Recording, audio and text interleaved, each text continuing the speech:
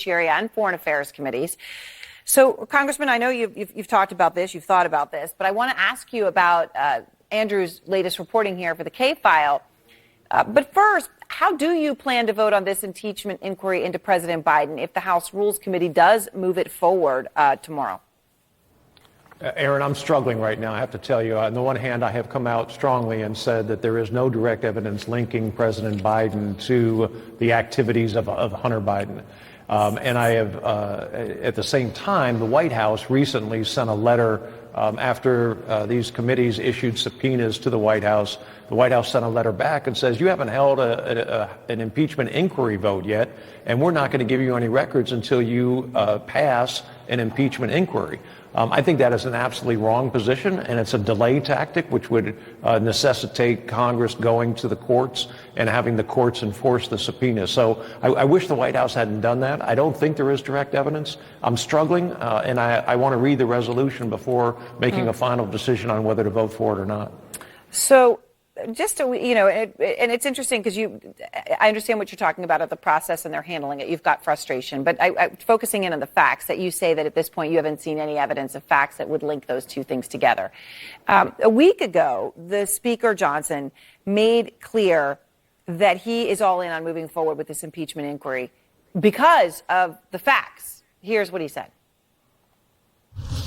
The facts are so clear for everyone to see. The evidence is so clear you cannot look away. And the Constitution requires the House to follow the truth where it leads. We have a duty to do this. We cannot stop the process.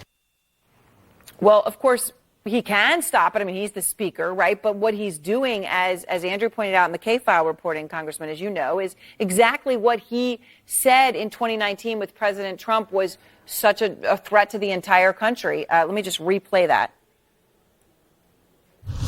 What happens a few years from now, 10 years from now, 20 years from now? You have a Democrat in the White House and you have a Republican majority in the House. They're going to demand that they be impeached because you've now set the bar so low that we're going into tribal politics now. I mean, if you think politics were divided before this, heaven help us. Well, obviously not 10 or 20 years, right? Just 4 years. So what do you say to Speaker Johnson about the argument that he's making? He's basing it on the facts, and he's now supporting the very thing that he said was so terrible a few years ago. Well, he was absolutely right in 2019. This is not the way to run a Congress. It's not the way to run a House. We should not be engaging in retribution politics and retribution impeachments. I believed and voted against the first impeachment, both impeachments of President Trump, but particularly the first impeachment. I didn't think it was there, and I thought it was wrong for Speaker Pelosi to bring that. I also think the evidence does not warrant an impeachment at this point. We're talking about an impeachment inquiry, and that is a more formal way of beginning the process. I still have reservations about that until you have some evidence that links Joe Biden's actions with the money that Hunter Biden received.